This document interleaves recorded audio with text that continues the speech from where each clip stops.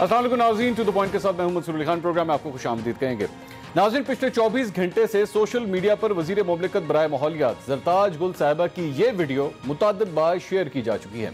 लाखों लोग इस वीडियो को देख चुके हैं, हजारों अफराद तबसरे कर चुके हैं। 24 घंटे तक ज़रताज गुल साहिबा का यह बयान ट्विटर पर टॉप ट्रेंड रहा।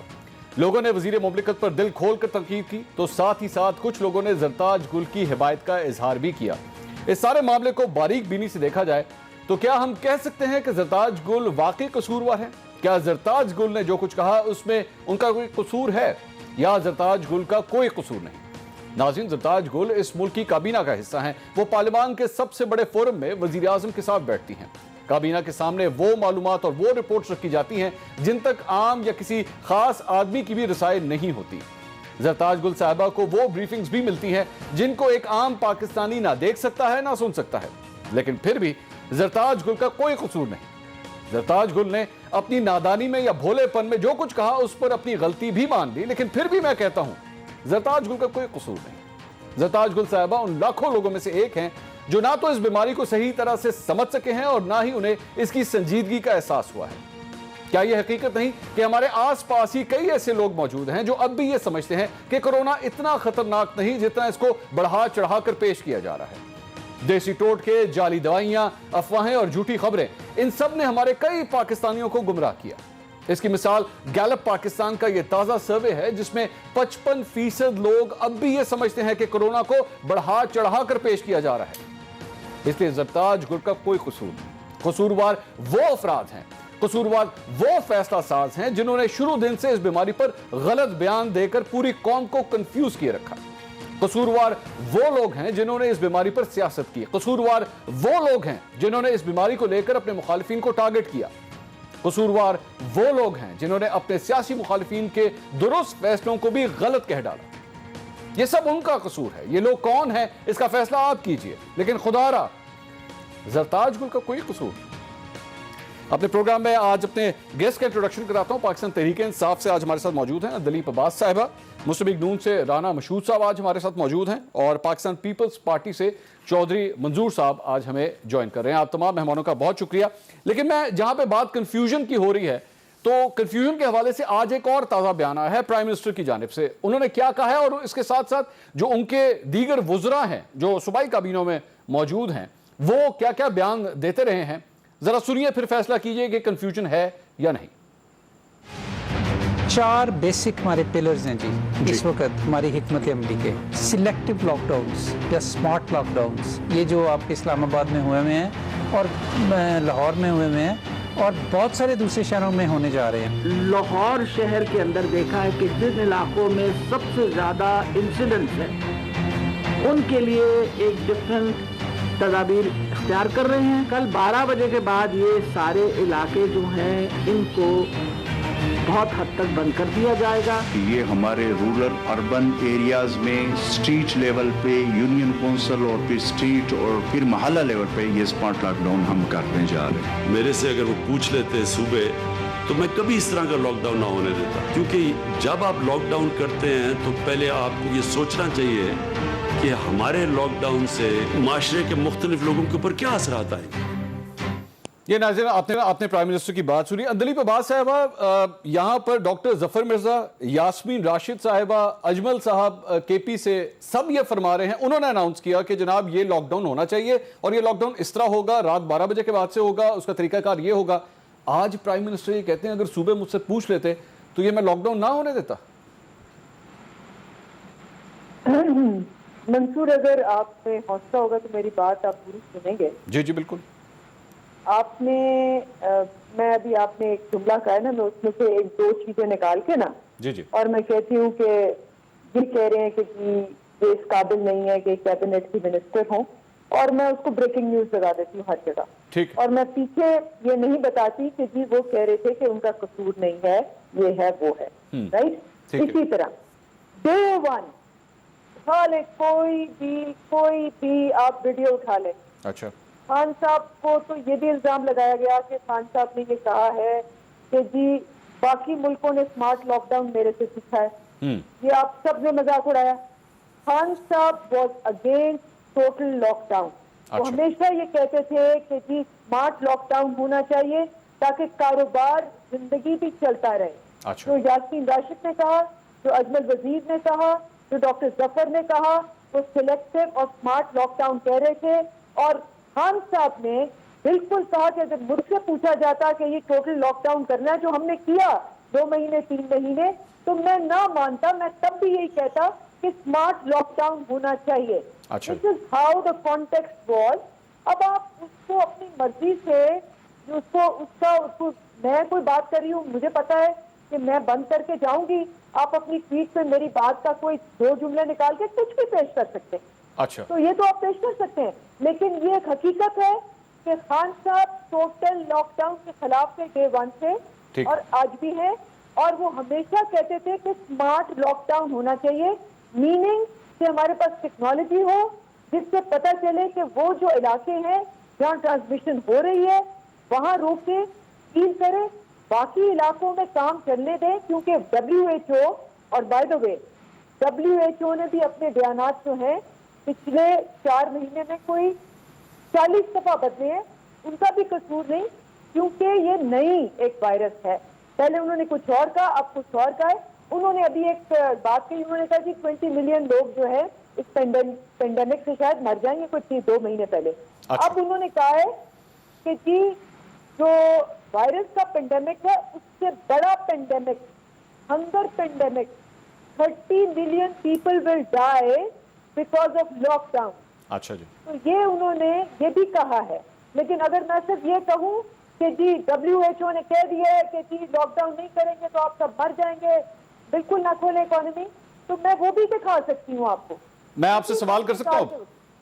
अब करेंगे। अच्छा, मैं आपका ये इसमें मेरा ख्याल में मुझे क्लियर कर दीजिएगा अगर मैं आपके जवाब को तोड़ मोड़ के अगर पेश कर रहा हूं। आपका कहने का मतलब है कि आउट ऑफ कॉन्टेक्स्ट उनको कोट किया जा रहा है प्राइम मिनिस्टर को। मैं ये कहती हूँ कि अपनी मर्जी की चीज आप कट एंड पेस्ट करके जो मर्जी पेश करते हैं। एक जुमला होता है ना जो हम सिखाते हैं, आप ही सिखाते होंगे, एक होता है कि रोको मत चलने दो, उसको अगर आप कहें ना रोको मत चलने दो, अच्छा ठीक है, रोको मत चलने दो, मीनिंग की। और अच्छा, तो ये प्राइम मिनिस्टर अच्छा मुझे ये आप समझा दीजिए, शायद हम नहीं समझ सके। जब प्राइम मिनिस्टर ये कह रहे हैं कि ये जिस तरह का लॉकडाउन हुआ है, ये अगर सूबे मुझसे पूछ लेते तो मैं इस तरह का लॉकडाउन ना होने देता, इससे क्या मुराद है? प्राइम मिनिस्टर ये कह रहे हैं कि जो शुरू से लॉकडाउन हुआ और इसमें 3 महीने, और आपको भी पता है जी, इस वक्त हमारी पास कोई 8 मिलियन लोग और हैं जिनकी नौकरियां चली गई हैं, जो भूख में हैं, जिनके पास और बीमारियां हैं, कैंसर है, टीबी है, हेपेटाइटिस है, जिनके इलाज नहीं हुए।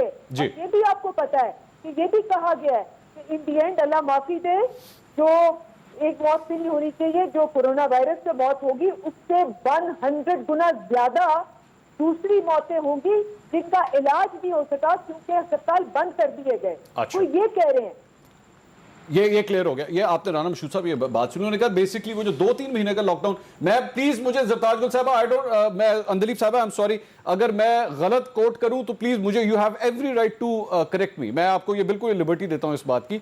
वो कह रही है कि वो जो 2-3 महीने का लॉकडाउन हुआ था ना, वो सूबे अगर हमसे पूछ लेते तो मैं ये लॉकडाउन ना होने देता। अब मुझे आप 2 मिनट दीजिएगा जी, ठीक है, अब 2 मिनट मुझे भी दीजिएगा। देखें बात ये है कि ये अख्तर मेंगल साहब की एक स्टेटमेंट आई है, इनके इत्तेहादी है ना, मेरा तो इत्तेहादी थे, मेरा तो पॉइंट ऑफ व्यू बिल्कुल डिफरेंट है। ये वो पॉइंट ऑफ व्यू है जो पहले दिन से पीपल्स पार्टी कह रही थी, सिंध के अंदर, गिलगित बल्तिस्तान में, आज़ाद कश्मीर में हम कह रहे थे और पूरे पाकिस्तान के लिए कह रहे थे कि ये वायरस पाकिस्तान में नहीं आया, ये इम्पोर्टेड वायरस है, जिस तरह पूरी दुनिया में इम्पोर्टेड हुआ। और अगर हम पहले दिन एहतियात करते, ताफ्तान के ऊपर बाहर से जो परवाजें आ रही थी उनके ऊपर, इंडिया से, आप देखें एक चीज़ को ज़हन में रखिएगा, उस वक्त जो इनकी क्रिमिनल नेग्लिजेंस है ना, अब उस पर ये पर्दा डालने की कोशिश कर रहे हैं। अगर उस वक्त हम क्या कह रहे थे सारे, हम यही कह रहे थे ना कि उस वक्त अगर आप 1 महीने का शदीद तरीन लॉकडाउन कर देते तो कंडीशन ये ना होती जिस तरह की आज होने जा रही है, नंबर 1।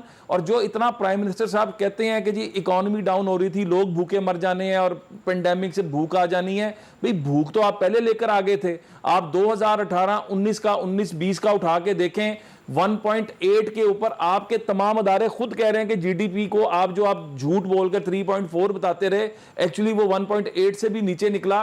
तो भूख और जो है वो तो आप खुद लेकर आ चुके हुए थे कोरोना से पहले। अच्छा। और दूसरी बात, क्या तोड़ मरोड़ के इन्हीं प्राइम मिनिस्टर ने कहा था ना कि ये फ्लू है और ये फ्लू ठीक हो जाएगा। अब इसको कहें कि ये गलत कह रहे थे, out of context. No definitely not, media ये सब कुछ मौजूद है। अंदरीप साहब ये तो ठीक कोट किया, ये भी गलत है कि उन्होंने कहा था कि ये एक किस्म का फ्लू है। Is that true? मैं आप एब्सोल्युटली मेरी बात सुन लें फिर दोबारा। ठीक।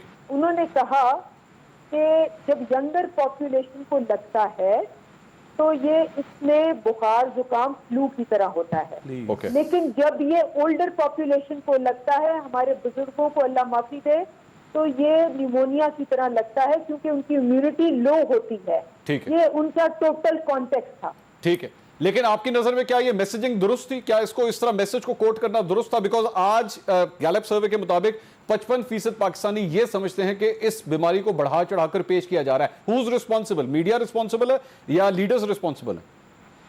नहीं, मेरे ख्याल में मैं बिल्कुल आप लोगों को क्रेडिट देती हूँ। हम भी आपसे ही आपके थ्रू ही आते हैं। मेरा ख्याल है सोशल मीडिया ने और बहुत अवेयरनेस फैलाई है, लेकिन आपको ये भी पता है, मैं सोशल मीडिया की बात करूंगी, कि जितनी मिस इन्फॉर्मेशन फैलाई गई है, पता नहीं सना मक्खी लोगों ने इतना खाना शुरू कर दिया। आपको भी पता है घरों में कि वो बेचारे कोविड तो दूर की बात, लोग जो है वो अपनी पेट के हाथों सीरियस हो गए। अच्छा। तो इतनी ज्यादा मिस इन्फॉर्मेशन भी है और इसमें मैं ब्लेम पता नहीं किसको करूं, लेकिन डेफिनेटली ये है कि पैनिक है। मीडिया ने तो मैं बिल्कुल उनका साथ देती हूँ। मैं कहती हूँ आप हमारी आवाज हैं। अगर लोगों ने अगर हमने अवेयरनेस फैलानी है, और ये बात मैं तुम्हारे जरिए मंसूर करूंगी जी जी। कुछ चले 80% लोग हमारे चले इतने पढ़े लिखे नहीं, लेकिन मैं ज्यादा ब्लेम पता किसको करती हूँ? मैं करती हूँ जो हमारे जैसे लोग हैं। अब ये जो ईद पे सारा रश आया है, ये आप देख लें कौन से इलाके सील हुए हैं। डिफेंस, गुलबर्ग 1, गुलबर्ग 2, गुलबर्ग 3, डिफेंस 5, ये सारे पढ़े लिखे इलाके हैं जिनमें पूरी गलियों में, पूरे घरों में ये फैला है ईद की पार्टियों की वजह से। ईद की पार्टियों की वजह से ये जो बात है, ये बिल्कुल आप सही कह रहे हैं कि मीडिया ने तो पूरी कोशिश की है, लेकिन अगर आप अवेयर भी हैं, आप पढ़े लिखे भी हैं, लेकिन उसके बावजूद आप कहते हैं कि जी नहीं, हम तो बड़े घरों में रहते हैं, हम कौन सा बाहर निकलते हैं तो कोरोना वायरस का आएगा, आ रहे हैं अपने बहन भाई हैं, गले मिल लेते हैं, ईद का मौका है। ये सारी बातें तो देखें, ये कौन समझाए? ये कौन समझाए? मैं जरा चौधरी साहब के पास जरा जाना चाहूंगा। चौधरी साहब, कौन समझाए? कसूर किसका? वो अंदरीप साहबा कह रही है मीडिया ने तो अपना काम कर दिया, लेकिन आप इलाके देखें कौन से हैं जहां पे ये स्मार्ट लॉकडाउन किया जा रहा है। लोग ईद के ऊपर मिलने से जो है वो कतराते नहीं है। डॉक्टर यास्मीन राशिद साहिबा फिर जो कहती हैं कि जी जाहिल लोग हैं, ये समझते नहीं है बात को, तो बात में वजन नहीं आ जाता फिर? अच्छा, कसूर तो वैसे हमारा है जो कसूर में रहते हैं, और किसी का नहीं, कोई मानता नहीं है हमारे अलावा। अच्छा, आपने मैंने जो मोहतरमा जरताज गुल साहिबा के 19 पॉइंट है वो मैं गिनने लगा हूँ। मैं पढ़ता जब मैं मतलब बोलता जाऊंगा, आपने उसको गिनते जाना। जब लिखी जाऊँ सर, जब 19 पूरे हो जाए तो आपने बता दो। मैं लिख रहे हैं सर जी। सबसे पहले तो आपको घबराना नहीं है। अच्छा, ये एक आम फ्लू है, ये गर्मी से मर जाएगा, ये जानलेवा नहीं है, सिर्फ 2% को अलामत आती हैं। मैं लॉकडाउन नहीं करूंगा क्योंकि हमारा प्राइम मिनिस्टर हैंडसम है, इसलिए सिर्फ स्मार्ट लॉकडाउन होगा। कोविड से ज्यादा हम बात तो ट्रैफिक हादसों में होती है। पाकिस्तान में C कैटेगरी का वायरस है, लोग समझते ही नहीं, ये आम फ्लू नहीं है। लाहौरियों जैसा जाहिल कोई नहीं है। अगर वायरस बढ़ा तो जिम्मेदार आवाम होंगी, लेकिन मार्केटें खोल दो। अपोजिशन की बिल्कुल नहीं सुननी। अवाम से कोविड-19 के हवाले से हकायक छुपाए जा रहे हैं। WHO की नहीं सुननी, डॉक्टर्स की नहीं माननी, साइंसदानों की नहीं माननी। सिलेक्टिव आखिर पे फिर ये है कि ये सेलेक्टिव लॉकडाउन, और अब अगर जो कुछ भी हुआ तो जिम्मेदार आवाम हो। अच्छा, ये है 19 पॉइंट जो जरताज गुल साहिबा ने फरमाए, इसके 19 पॉइंट्स है। मसला ये है कि जब आप ऊपर कंफ्यूज होते हैं तो नीचे लोग किसकी मानेंगे?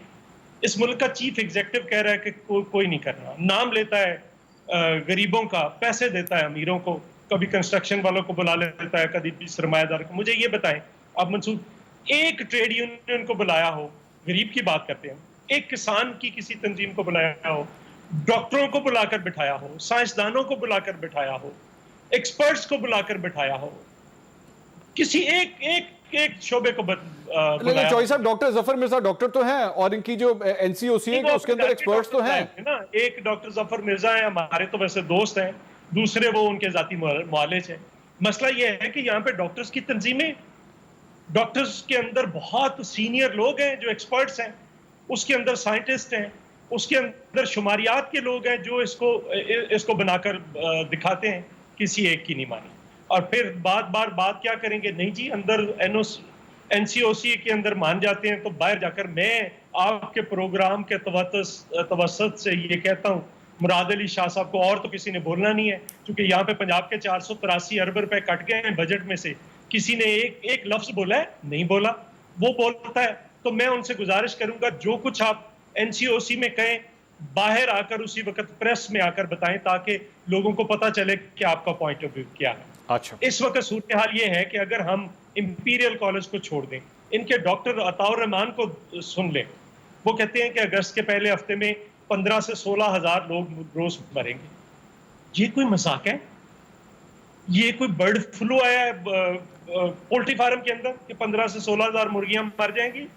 क्या मतलब आपका? दुनिया के अंदर जिन लोगों ने सबसे पहले इकदाम किए, ये कहेंगे कि नहीं जी, ये कैसे मुल्कों की मिसालें देते हैं।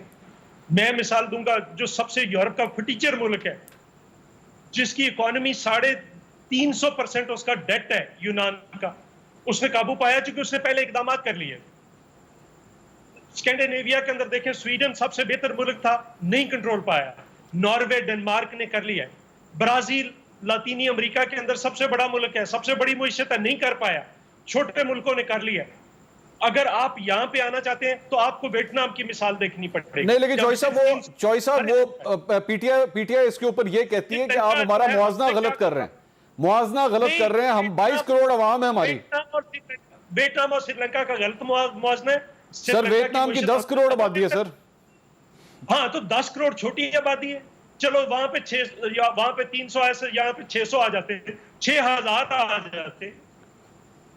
अब बात वहां पे कोई नहीं हुई। चलो यहाँ पे अगर कंट्रोल किया जाता तो यहाँ पे भी हो जाता। चलो मैं इंग्लैंड के अंदर जाता हूँ, एक मिसाल से देकर आपकी तरफ जाना।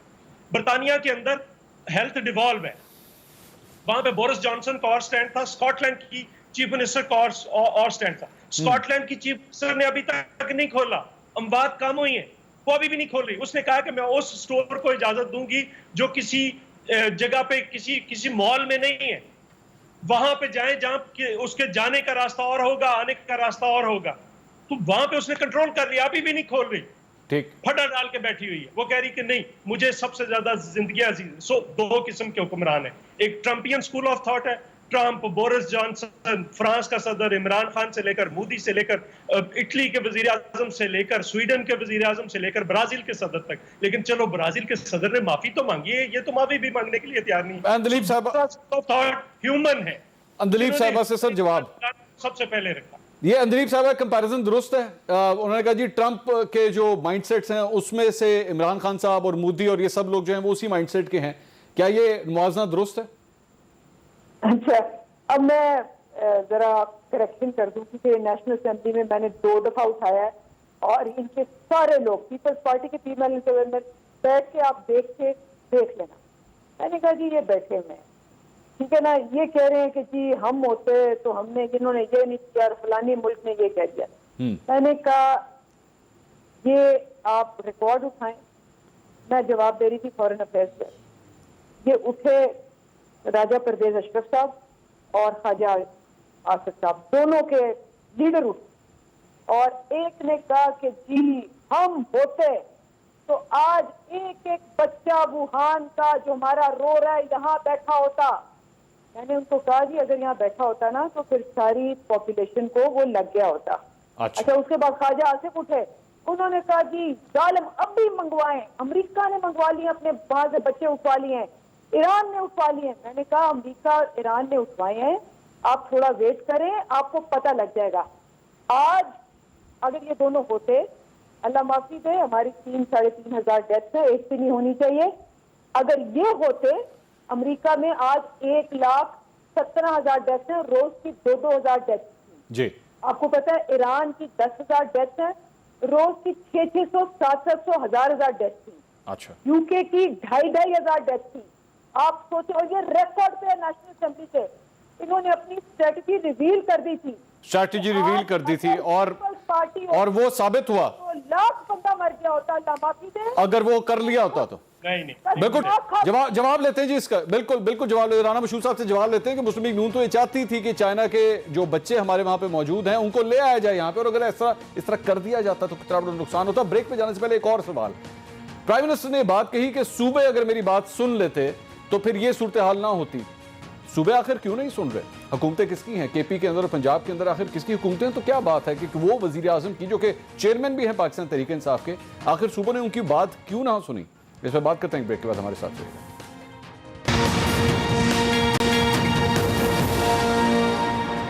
नाज़रीन welcome back after the break. Break पे जाने से पहले अंजलि पबाज साहबा ये फरमा रही थी कि चाइना से जो है वो स्टूडेंट्स को वापस लाना चाहती थी मुस्लिम लीग नून, और ये बार बार गवर्नमेंट के ऊपर प्रेशर डाल रही थी कि इनको वापस लेकर आए, इनको वापस क्यों नहीं लेकर आया जा रहा।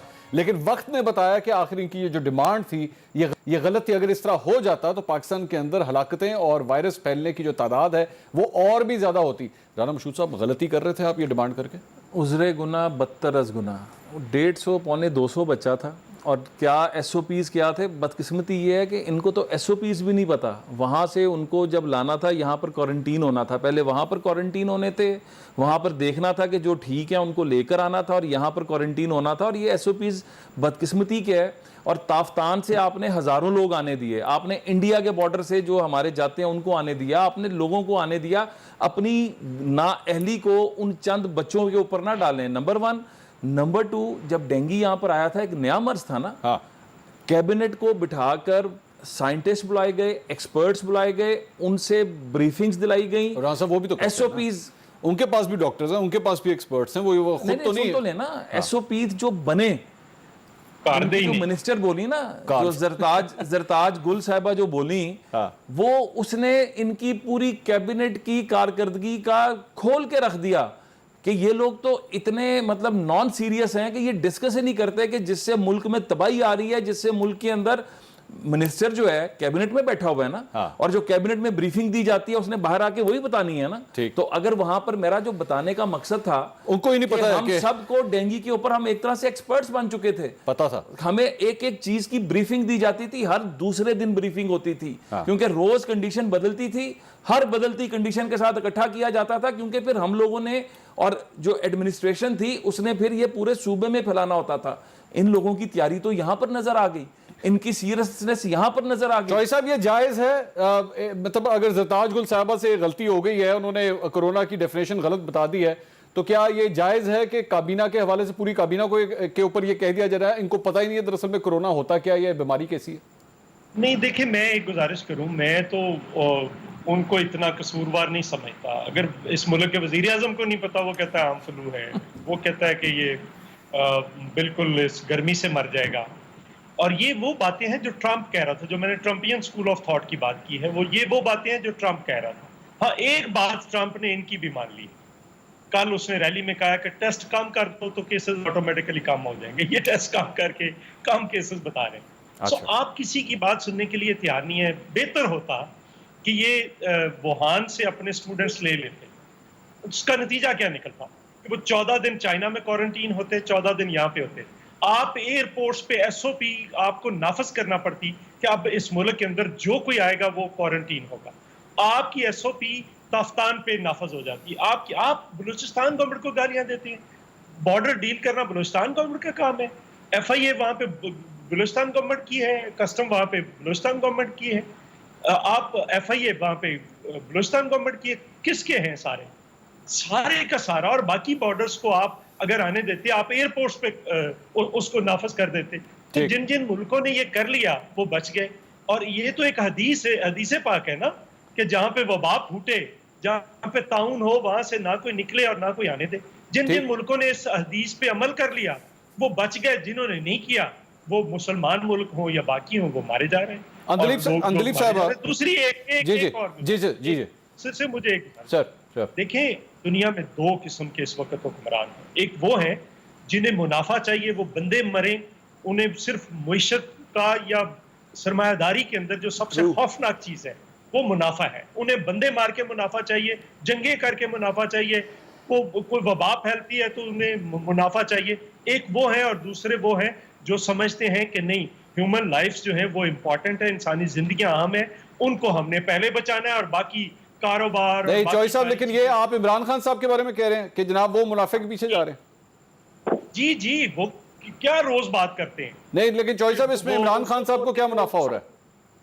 जी, उनको क्या मुनाफा हो रहा है इसके अंदर? वो इंडस्ट्रियलिस्ट नहीं है, उनकी कोई अपनी मंजिलें नहीं है। उनको मुनाफे का मुराद, मैं कह रहा हूं कि ये एक माइंड सेट है।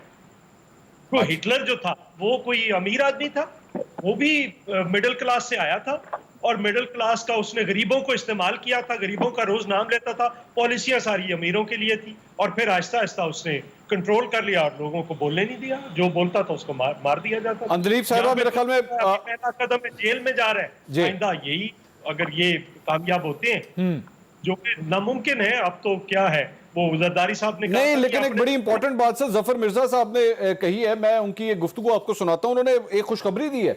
उन्होंने कहा कि हमारे जो स्टैट्स हैं वो ये बता रहे हैं कि 5 महीने ये बीमारी रहती है, ये वायरस रहता है, उसके बाद जो इसका डाउन टर्न शुरू हो जाता है। मैं जरा चाहूंगा आप सुनिए जरा जफर मिर्जा साहब क्या फरमा रहे हैं, सुनिएगा, खुशखबरी है ये, सुनिएगा जी जफर मिर्जा साहब क्या फरमा रहे हैं। जुलाई का एंड, अगस्त का शुरू, डॉक्टर जफर मिर्जा साहब ये फरमा रहे थे। अब पॉइंट ये है, दो चीजें। खान साहब सिर्फ एक मिनट मुझे हुक्म सर। मैं चाइना के महीने गिनना चाहता हूँ। अच्छा, चाइना में नवंबर में शुरू हुआ था, नवंबर, दिसंबर, जनवरी, फरवरी, मार्च, अप्रैल, मई और जून में जाकर फिर केसेस आ रहे हैं। ये कहते हैं खत्म हो जाएगा। ये क्या लोग हैं, क्या कर रहे हैं, ये क्या लोग हैं, क्या कर रहे हैं? अंदलीप अब्बास साहब बताएंगी कि ये क्या कर रहे हैं। और ये जो बात है, ये जो डेट दी है जुलाई एंड और अगस्त शुरू की, ये एक वाज़ेह तौर पर अनाउंसमेंट है। और ये वही बात है जो प्राइमरी कही थी कि उनको ये लगता है कि ये कर्व वहां से कम होना शुरू हो जाएगा, तो कम से कम गवर्नमेंट ने एक पोजीशन इसके ऊपर अब जरूर ले ली। अब यहां से हटा नहीं जा सकता, ये आउट ऑफ कॉन्टेक्स्ट कोट नहीं हो रहा, ये गलत कोटेशन नहीं की जा रही, वाज़ेह तौर पर एक डेट दी है। क्या वजह है? क्या ये 5 महीने की जो डेट है, इसके पीछे आखिर रीजंस क्या हैं, किस वजह से ये डेटें दी गई हैं? अंदलीप अब्बास साहब से सवाल करेंगे ब्रेक के बाद। हमारे साथ रहिए। नाज़रीन, welcome back after the break. Doctor Zafar Mirza की गुफ्तगू हमने आप लोगों को सुनाई, खुशखबरी दी उन्होंने कहा कि जुलाई के एंड में या अगस्त के शुरू में ये फ्लैट होना शुरू हो जाएंगे कोरोना के जो केसेस हैं, तो बहुत अच्छी बात है।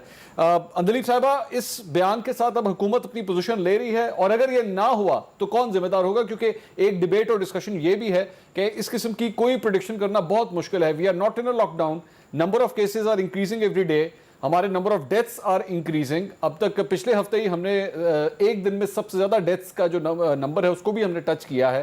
क्या हुकूमत इस नंबर के साथ अब पूरी तरह खड़ी है जम के? देखिए, आपने खुद ही कहा, सही कहा कि ये कभी पहले हुआ नहीं। 100 साल बाद, अगर वो भी जो 100 साल पहले था फर्क था। और इस वक्त जो साइंटिस्ट भी हैं, एपिडेमियोलॉजिस्ट भी हैं, ये सारे जो हैं ये देख ही रहे हैं। और जो हमने बाकी मुल्कों में देखा है उसमें ये होता है कि 4 से 5 महीने इसकी वेलिडिटी रहती है, और उसके बाद आहिस्ता आहिस्ता ये नीचे आती है, और इसी बेसिस पे ये एस्टिमेशन होती है। बल्कि NCOC और NCC तकरीबन हर हफ्ते बैठते हैं। आपको याद होगा शुरू में हमने कहा था कि वो सुप्रीम कोर्ट ने बुलाया कि 50,000 केस हो जाएंगे, लेकिन 50,000 केस 3 महीने बाद हुए, और उसके बाद फिर ईद का वो जो रश आया वो है। और अभी आप पिछले 6 दिन में देख रहे हैं कि एक दिन के अलावा केसेस नीचे आए हैं, लेकिन ये कोई गारंटी नहीं है कि नीचे रहेंगे। ये गारंटी जो है डिपेंड करती है, देखिए जब आप कंपेयर करते हैं ना लोगों को साउथ कोरिया से, या आप कंपेयर करते हैं सिंगापुर से, तो वहां की कौम जो है वो रिस्पॉन्सिबिलिटी लेती है। अगर आप लिफ्ट में आप देखें तो वो सिर्फ राइट तरफ खड़े होते हैं लिफ्ट के, क्योंकि उनको बता दिया गया है कि जी लेफ्ट तरफ लोगों को जाने दें ऊपर। कभी नहीं होगा कि वो देखेंगे। तो हमारी इसका ये मतलब तो नहीं है अंदलीब साहबा कि हमारी कौम इररिस्पॉन्सिबल है? मैं सिर्फ ये कह रही हूँ कि हमारी कौम ने अब मास्क पहनने शुरू कर दिए हैं। अच्छा। और ये मैं और मीडिया का, जैसे मैंने पहले भी कहा, अगर हम ये रिपीट करते रहे, स्पेशली अपने घरों में और अपने जैसे घरों में जो कि जिनके नाम मैंने गिनवाए हैं कि इनके पास तो कोई जवाब नहीं है, अगर हम अपने इर्द गिर्द लोगों को तलकीन करते रहें, जब जाते हैं शॉप में तो मास्क पहन के जाएं, वो बेचारे शॉपकीपर डरते हैं आपको कहते हुए कि जी। अच्छा, मैं अंदलीब साहबा एक बात कहूं, जब से डॉक्टर यास्मीन राशिद साहिबा ने वो जो बात कही थी ना लोगों के बारे में कि जी लोग जाहिल हैं और ये लाहौरिये जो है वो सुनते नहीं हैं, उनकी बात के अंदर जो एक डांट और गुस्सा था ना, actually I agree with that, उसमें कोई गलत बात नहीं थी। मैं उनको एक, वो मेरी बड़ी हैं और अगर वो हमारी हेल्थ के लिए कोई बात कर भी नहीं, बेशक सख्त थी, कई बार बड़े जो है ना वो सख्त बात कर जाते हैं, लेकिन बच्चों को चाहिए कि वो सुना करें। मैं डॉक्टर यास्मीन राशिद की बड़ी रिस्पेक्ट करता हूं। अभी आपने थोड़ी देर पहले कहा कि लोग जो हैं रिस्पॉन्सिबल होना शुरू हो जाएंगे। Please don't say that, we are not responsible. ये हकीकत है, वी आर नॉट रिस्पॉन्सिबल। ये चौधरी मंजूर साहब साथ बैठे हैं, कल मैं कसूर गया हूं, मैं भी थोड़ी देर पहले अपनी टीम को ये बात बता रहा था। आप यकीन चौधरी साहब, और अगर मैं गलत कोट करूं तो please correct me if I am wrong, मैंने गिन के I counted 35 people, 35 लोग मैंने सड़क के ऊपर गिने।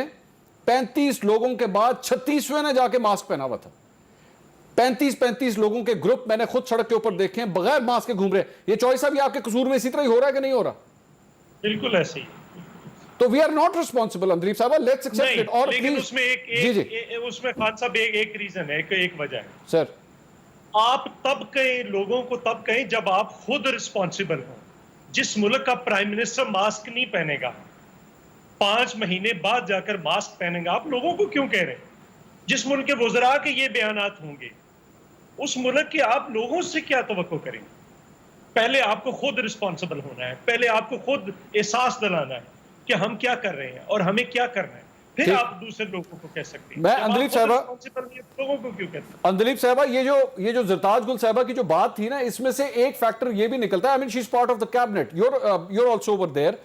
क्या एक्चुअली इनको पता ही नहीं है, कैबिनेट के अंदर ब्रीफिंग नहीं दी जाती, जो बेसिकली इतनी बड़ी गलती होगी? बिकॉज चॉइस साहब ये जो बात कह रहे हैं ना कि ये बेसिकली मैसेजिंग की गलत जा रही है, जहां से हमारा प्रोग्राम शुरू हुआ था, तो ज़रताज गुल साहबा का बेशक एक इनोसेंट मिस्टेक होगी, लेकिन हकीकत क्या यही है कि हमारी कैबिनेट तक को एक्चुअली सही तरह नहीं पता कि कोरोना वायरस होता क्या है? देखिए, मैं तो नहीं, you should have asked her what the reason was. मैं तो ये भी नहीं कहूंगी कि जब बारिश आती है तो पानी आता है, तो जब पानी आता है तो फिर बारिश आ जाती है, और फिर बारिश आती है तो फिर और पानी आ जाता है। मैं तो इसका भी क्रिटिसाइज नहीं करूंगी, बिकॉज देयर आर पीपल जो कि ऑक्सफोर्ड से पढ़े हुए हैं, और वो आके जब इस तरह से पब्लिक मजमों में ऐसी बातें करते हैं तो उसका भी मजाक उड़ाया जाता है। मैं उसके भी खिलाफ हूँ। मैं कहती हूँ कि लोगों की स्लिप ऑफ द टंग हो जाती है। एवरीबडी इज नॉट, मैं खुद अक्ले कुल नहीं हूँ, मैं खुद बहुत मिस्टेक करती हूँ, तो मेरे मुंह से बहुत गलत बातें निकलती हैं, तो मेरा हक नहीं बनता कि मैं दूसरों को इस तरह कहूँ कि जी आप ऑक्सफोर्ड से पढ़े हैं या आप मिनिस्टर हैं तो आपको इतना नहीं पता कि बारिश होगी तो पानी आएगा, तो ये होगा तो वो होगा। आई थिंक ये डिबेट जो है ये एक इंडिविजुअल के ऊपर नहीं होनी चाहिए, कलेक्टिवली। मैं मीडिया से और अब सबसे ये कहती हूँ कि कोई भी मुल्क कामयाब नहीं हो सकता, ना हुआ है। जिस मुल्क में कामयाबी हुई है उसमें ये हुई है कि जी सबने मिलके कलेक्टिवली ये सोचा, सबने मिलके करना है। बिल्कुल। मैं क्विक ब्रेक, मुझे बार बार प्रेशर आ रहा है ब्रेक का। क्विक ब्रेक, उसके बाद डिस्कशन को आगे बढ़ाते हैं। Stay with us. नाज़रीन, ये डॉक्टर तारुल कादरी साहब की आपने गुफ्तगू सुनी, ये हाल ही में उन्होंने ये बयान दिया। राना मशहूद साहब, अफसोस होता है इस बात का, और इसमें कोई शक नहीं है कि मॉडल टाउन के जो वो अफराद थे, जो वर्सा थे, उनको इंसाफ आज तक नहीं मिल सका है, और आपकी जमात इस पर पूरी तरह जिम्मेदार ठहराई जाती है। देखें, मैं तो कहता हूँ कि अब 2 साल से इनकी हुकूमत है, सच को सामने लाएं ना, और ये सच सामने नहीं लाएंगे क्योंकि सच बहुत तल्ख है।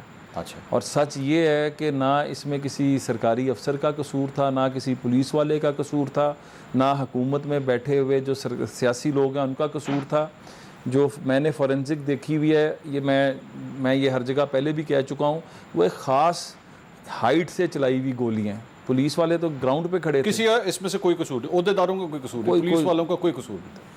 क्यों नहीं चल रहा केस का फैसला, क्यों नहीं आ रहा? मैं पूछ लूँ अंदली पे बात साहब, आप लोगों से गिला है असल में डॉक्टर तारुल कादरी साहब को कि 2 साल हो गए हुकूमत में आए हुए, लेकिन इंसाफ नहीं मिला अभी तक? देखिए, एक तो मैं आपको बड़ी क्लियरली बात बता दूं कि अगर शुगर इंक्वायरी कमीशन, और कमीशन पहले भी बनते रहे हैं, मॉडल टाउन के अलावा भी 1000 हाँ बने, ना कभी पब्लिक हुए ना कुछ हुआ। Sugar is the start.